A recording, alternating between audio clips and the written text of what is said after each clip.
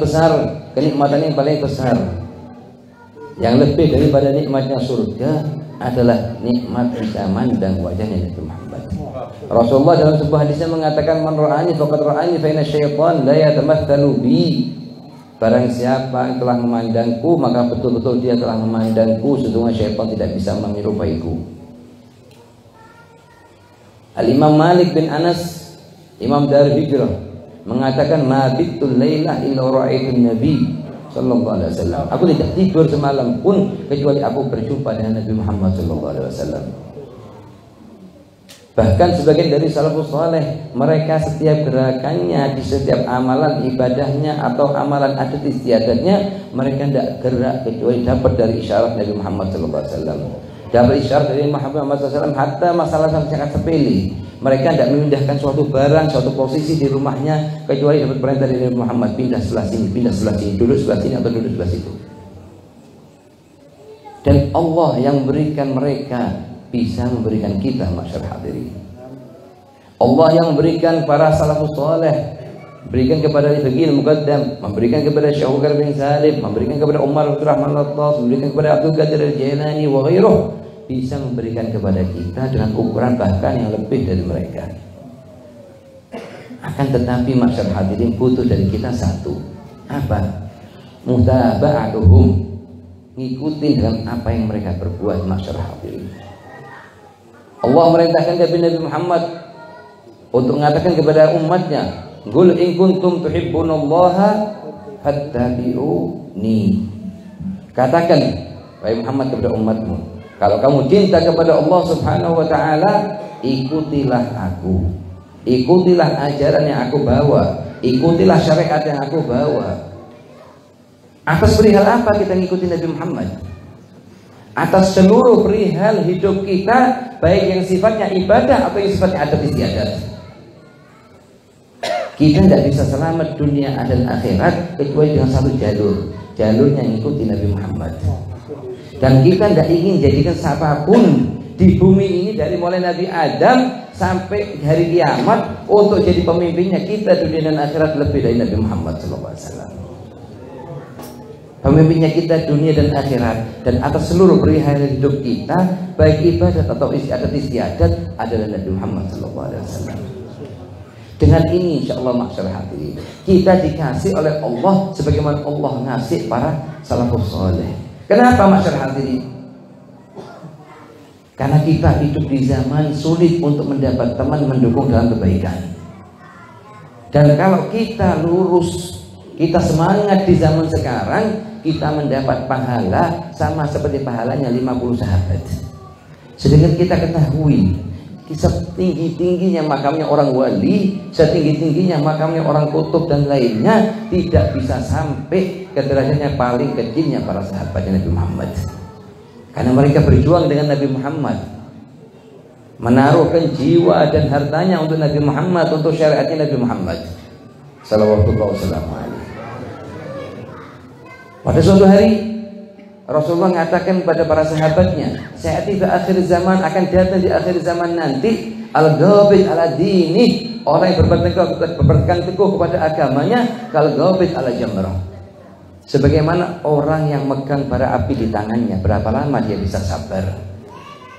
Akan datang di akhir zaman nanti orang yang lurus lempeng dijadikan bahan pembicaraan, bahkan dituduh orang yang gila. Maksudnya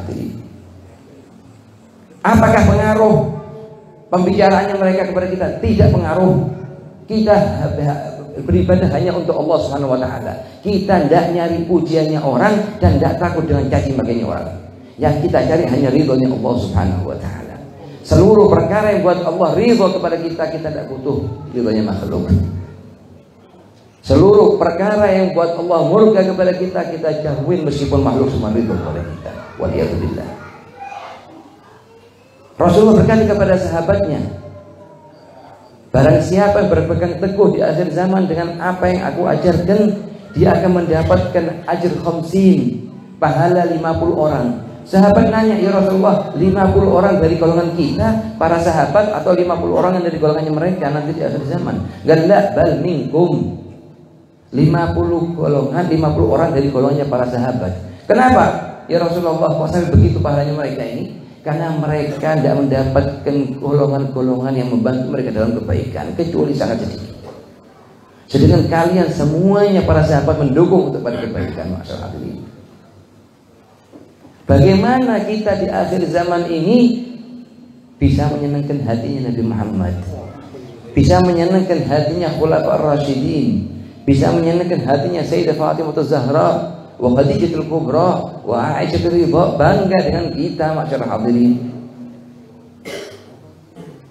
Tidak ada cara lain kecuali kita buat namanya program hidup baru, kita buat suluh sama Allah, buat hubungan baru dengan Allah Subhanahu wa ta'ala. Kita jadikan sebagai tanda qabul Ramadan, sebagai tanda dari tanda-tanda bahwa puasa kita di bulan Ramadan diterima oleh Allah Subhanahu wa ta'ala. Jadi usahakan semangatnya kita beribadah di bulan Ramadan tidak beda jauh dengan selain bulan Ramadan.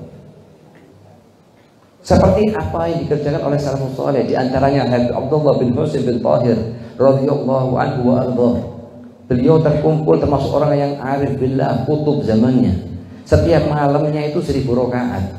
Setiap malamnya 25.000 dari la ilaha illallah, 25.000 dari salawat, 25.000 dari istighfar, 25.000 dari ya Allah ya Allah. Setiap malamnya wiridnya beliau. Beliau kalau sudah mau masuk bulan Ramadan, beliau mengatakan kepada keluarganya sama anaknya, katakan kepada anaknya sama istrinya, ini kita akan masuk bulan Ramadan. Amalan apa yang akan kalian persiapkan untuk menambah di bulan Ramadan? Istrinya mengatakan anak akan ngambil begini begitu, didoakan.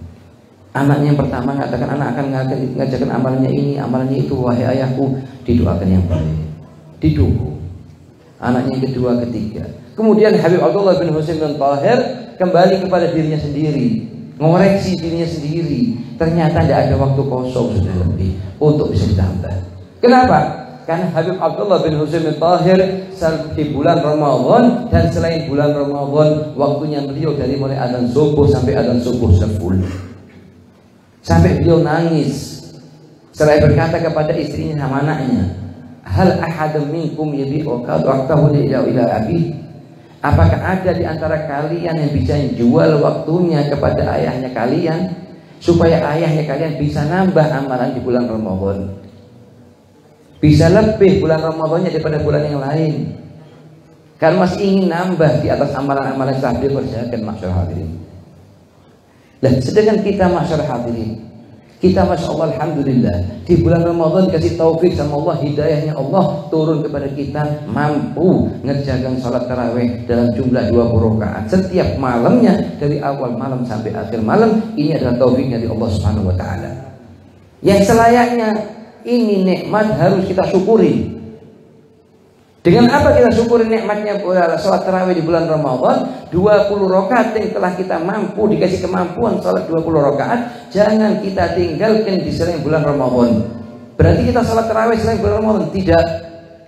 Tetapi gunakan 20 rakaat, gantinya adalah salat qobliyah dan ba'diyah. Karena jumlahnya qobliyah dan ba'diyah dalam sehari semalam 22 rakaat.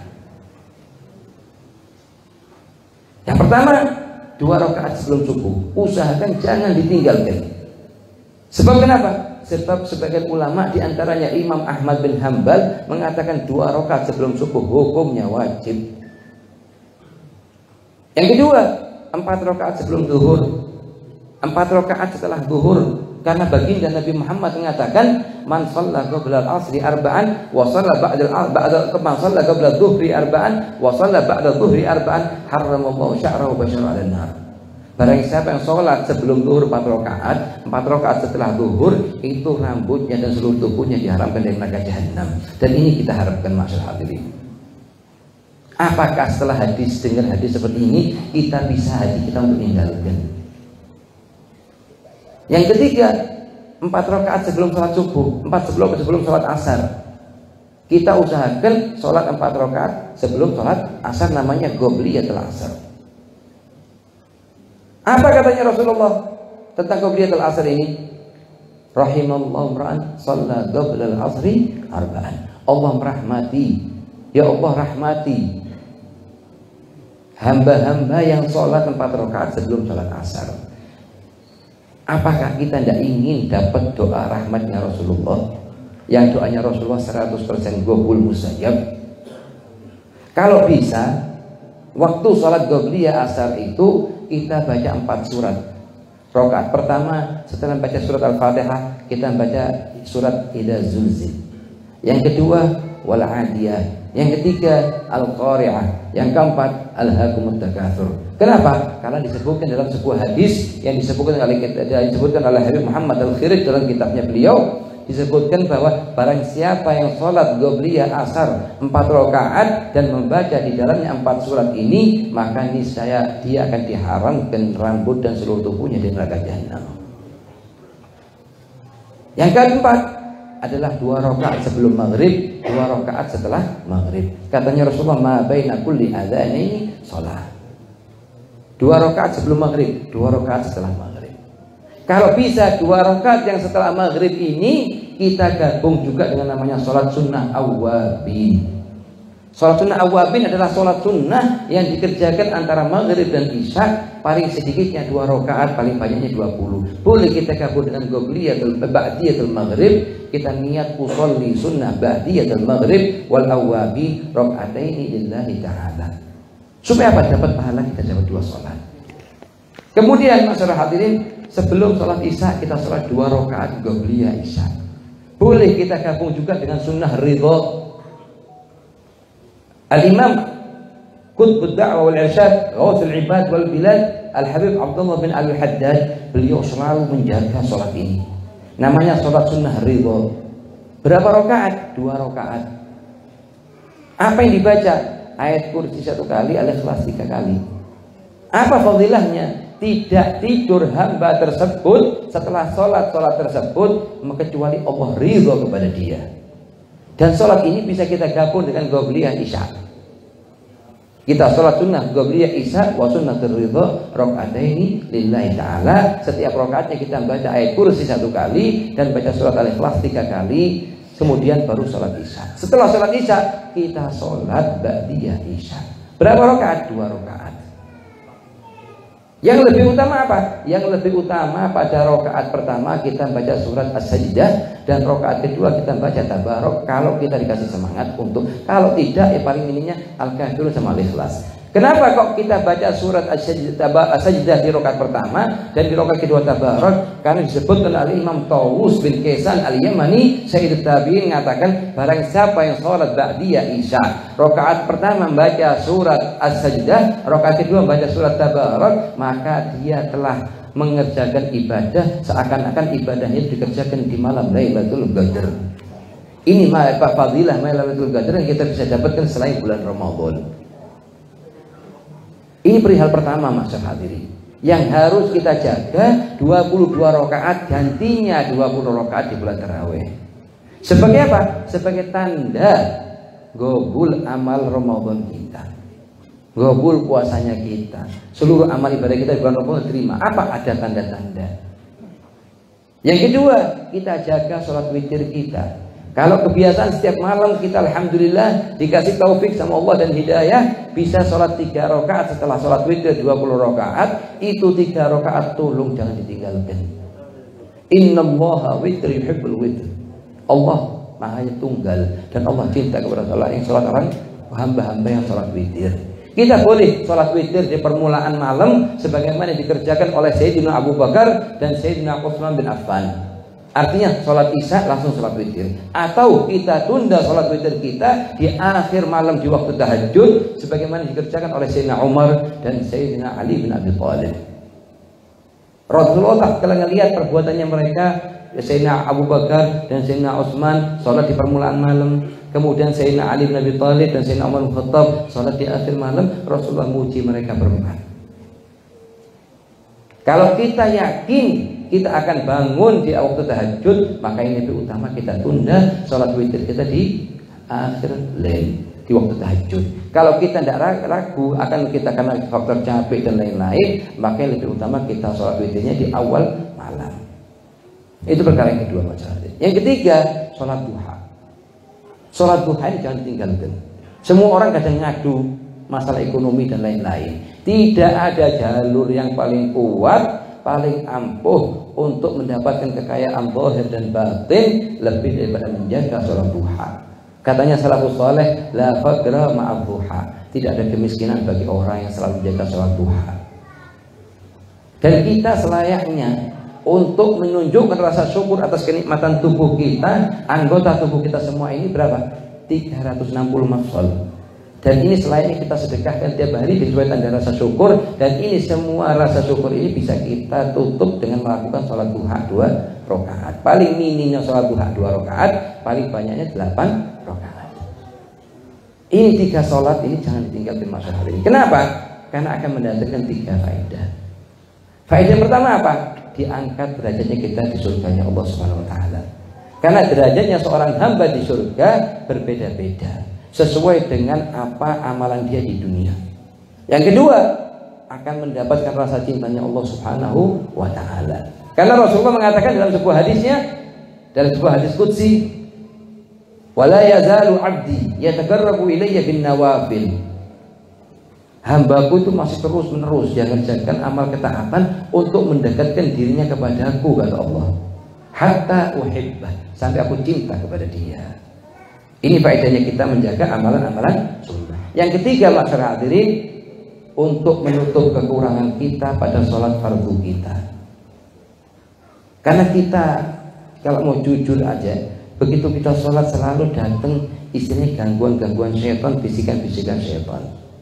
Dari mulai kita sholat Allahu Akbar sudah datang bisikan syaitan. Yang mau ke sana, yang mau ke sana, mau keluar sana, mau pulang ke sana, mau beli. Begitu salam, assalamualaikum warahmatullahi, assalamualaikum warahmatullahi, itu semua bisikan tidak ada. Dan ini keadaan kita setiap hari. Kalau mau kita jujur pada diri kita, ini keadaan kita setiap hari.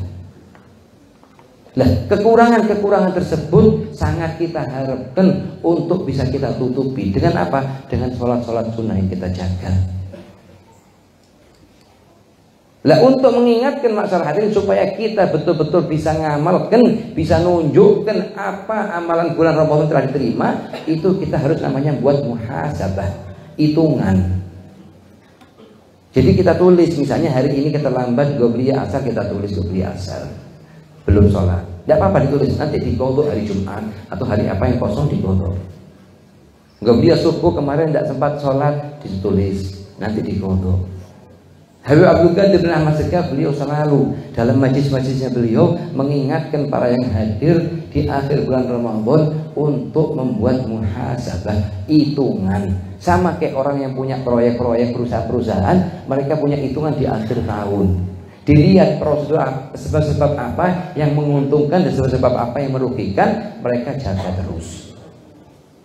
Yang ketiga, masyarakat hadirin, sebagai penutup, kita wasiatkan kepada seluruh pada hadirin, kepada anak pribadi untuk selalu bakti kepada orang tua. Tidak ada jalur yang lebih cepat untuk nyampe kebaikan dunia dan akhirat lebih daripada bakti kepada orang tua. Orang tuanya masih hidup, alhamdulillah. Orang tuanya sudah meninggal kepada rahmatnya Allah, maka lebih sangat dianjurkan. Kalau kita masih hidup apa? Seluruh perkara yang buat nyenengkan hatinya orang tua kita, tolong jangan ditinggalkan. Dan seluruh perkara yang buat hati orang tua kita sedih, jangan coba-coba dikerjakan. Al-waladul bar, anak yang bakti itu tidak masuk neraka. La yadkhulunna wa in amil ma'amil. Meskipun secara zahirnya disengajkan maksiat, tapi akan dikasih sama Allah taufik dan hidayahnya sehingga taubat dan diterima taubatnya. Wal waladul aq, anak yang durhaka, tidak diterima amalan apapun meskipun ribuan rakaat mau dikerjakan di bulan Ramadan, walau di 10 hari terakhir di bulan Ramadan. Jangan sampai kita masuk bulan Ramadan, sudah di penghujung bulan Ramadan, masih ada perihal-perihal yang buat kita tidak bisa terima rahmat yang turun Allah di bulan Ramadan. Apa diantaranya yang paling penting adalah akul walidain, durhaka kepada orang tua. Sampai orang tuanya tersinggung dengan perkataannya atau tersinggung dengan perbuatannya, itu yang buat rahmatnya Allah tutup, tidak bisa masuk ke kita, ketutup. Usahakan lah, insya Allah kita yakini tidak ada satupun yang hadir di majlis ini kecuali orang yang anak yang bakti kepada orang tuanya. Kita jadikan anak yang bakti di masa hidupnya kita, dia di masa hidupnya orang tua, atau setelah meninggalnya orang tua. Yang kedua, jangan sampai ada permusuhan dengan saudara masyarakat ini. Demi Allah, tidak ada manfaatnya amalan kita. Saya Ja'far Shadiq mengatakan kepada putranya Muhammad Al-Bagir, ya bunayya la tusahib qati'ar rahim. Ya wahai anakku, jangan kamu berteman jangan dengan orang yang memutuskan hubungan silaturahmi dengan saudaranya. Kenapa? Fa inni ra'aitu mal'unan bi nafsi fi thalath mawadhi' al-Qur'an. Aku lihat di 3 ayat di Al-Qur'an dia termasuk orang yang terlaknat. Orang yang memutuskan qati'ur rahim mal'un walau mata di jawfil Ka'bah. Orang yang memutuskan hubungan silaturahmi itu termasuk orang yang dilaknat meskipun matinya sujud dalam Ka'bah. Kita punya terjadi perbedaan pendapat dengan saudara, dengan misanan dan apapun kerabatnya kita datang minta maaf. Dan kalau kita menulis tahniatul Id, ucapan hari Lebaran di bulan Lebaran, biasanya orang pada SMS-an semuanya mohon maaf doa lahir batin. Usahakan itu kalimat keluar dari hati kita yang paling dalam. Bukan karena kita dapat kalimat dari punyanya orang terus kita kirim ke grup. Sedangkan hati kita tidak minta maaf sama sekali. Ini kalau dalam levelnya salafus soleh termasuk sifat nifaq. Kalau kita levelnya kita orang awam tidak masalah, termasuk sesuatu yang bohong. Tapi kalau levelnya salafus soleh termasuk nifaq. Kita mengatakan mohon doa lahir, mohon maaf lahir batin, tapi kita tidak minta maaf sama sekali. Dengan pengertian setelah bulan Ramadan selesai dimulai lagi musuhnya, dimulai lagi tengkarnya, dimulai lagi acaranya. Usahakan masyarakat hadirin, kita di ujung bulan Ramadan kita tutup apa yang telah kita perbuat tidak bagus, kita buka amalan-amalan yang baik. Kita niat di bulan Ramadan dibuka sama Allah pintu taubat, dibuka sama Allah pintu qabul. Kita minta sama Allah untuk dikasih taubat setiap nafasnya kita. Bahkan ada sebagian dari salafus soleh, mereka tidak terima murid untuk belajar ke dia kecuali telah mengerjakan 3 syarat ini. Syarat yang pertama harus mengulangi taubat setiap nafasnya. Yang kedua harus mengerjakan seluruh sunnah yang dikerjakan oleh Rasulullah SAW yang telah sampai kepada dia. Yang ketiga harus bisa menjauhi hal-hal yang makruh sebagaimana menjauhi perkara-perkara yang haram. Kita minta sama Allah Subhanahu wa taala dikasih tanda qabul dalam diri kita dan semua apa yang dikerjakan oleh kita dalam bulan Ramadan dan sebelumnya diterima oleh Allah Subhanahu wa taala berkat perantara Nabi Muhammad sallallahu alaihi wasallam. Dan majlis ini jadikan majlis yang makmur, dikasih kesehatan wal afiat, khususnya memimpin majlis ini akhina Muhammad bin Ali Al-Bahar dan akhina Fathullah. Semoga Allah kasih kepada mereka berdua kemampuan untuk menerus menjalankan majlis ini, karena hadir majlis ta'lim, hadir majlis zikir lebih afdal maksud hadirin daripada sholat 1000 rakaat, daripada ziarah 1000 orang sakit, daripada menghadiri pemakaman 1000 orang muslim. Yang itu semua kita tidak mampu kita kerjakan. Kita hadir majlis-majlisnya mereka, kita dukung majlis-majlisnya mereka. Itu termasuk kita mendukung syariatnya Nabi Muhammad SAW. Kita bisa dakwah dengan lisannya kita. Kalau ahli ilmu dengan ilmunya, kalau ahli dunia dengan dunianya, ahli wijah yang punya kedudukan di pemerintahan dengan kedudukannya. Semua mereka adalah satu dalam mengajarkan dan menyebarkan syariatnya Nabi Muhammad sallallahu alaihi wasallam. Nasallallahu lana wa iyyakum lil mutahabin fillah, mutazawirin fillah, mutaakhin fillah. Allahumma inna nas'aluka bi karamik wa judik wa fadlik wa ihsanik an taj'alana wa iyyakum minas su'ada'il maqbulin wa ja'alna wa iyyahum insyaallah minal ashqi minas su'ada'il maqbulin wa la taj'alna wa iyyahum minal ashqin ya hayyu ya qayyum ya dzal jalali wal ikram. ومنزل القرآن بالحكمة والبيان بارك اللهم لنا في شهرنا هذا شهر رمضان وأعنا على الصيام والقيام اللهم فارحم والدينا اللهم فارحم والدينا اللهم فارحم والدينا واغفر لهم وارض عنهم رضا تحل بعلم جوامع رضوانك وتحلهم بإدار كرامتك وأمانك ووطن عفوك وغفرانك وأجر بعلم لطيف برك وإحسانك اللهم اجعل حضورنا في هذا المجلس خالصة لوجهك الكريم واتباعا لسيدنا محمد صلى الله عليه وسلم وإن نستودعك في هذا المجلس شهادة أن لا إله إلا الله وأن محمد رسول الله أحينا عليها وأمتنا عليها واحشرنا في زمرة من قال لا إله إلا الله محمد رسول الله أحينا على العافية وأمتنا على العافية واحشرنا في زمرة من قال واحشرنا في زمرة المعافاة الهدنية وكلية صالحة جامعة شاملة لخيري الدنيا والآخرة. Kita ucapkan secara bersama-sama la ilaha illallah,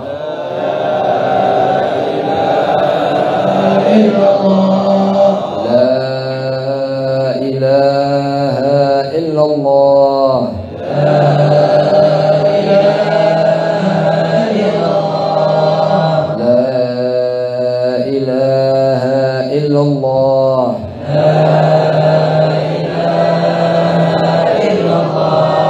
Muhammadur Rasulullah sallallahu alaihi wasallam. Pada akhirnya kita minta sama Allah Subhanahu wa taala semoga yang hadir di tempat ini dikumpulkan, kita dikumpulkan di tempat majelis ini, kita dikumpulkan oleh Allah Subhanahu wa taala dengan perangkat Rasulullah, bersama Rasulullah di surganya Allah Subhanahu wa taala. Dan semua yang hadir di majelis ini punya hajat apapun baik dunia atau akhirat dikabulkan berkat perantara Nabi Muhammad SAW. Dan semua orang yang hadir di majelis ini dikasih kesempatan oleh Allah sebelum wafatnya dalam waktu yang sangat dekat untuk bisa ziarah Haramain Syarifain, ziarah makamnya Nabi Muhammad SAW bi khairin ulufni wa afiyah. Dan semua yang punya keluarga sakit semoga disembuhkan sakitnya oleh Allah. Al-hadiniyah wa kuniyah salihah jami'ah syamilah li khairai dunia wal akhirah wa ila hadratin Nabi al-Fatihah.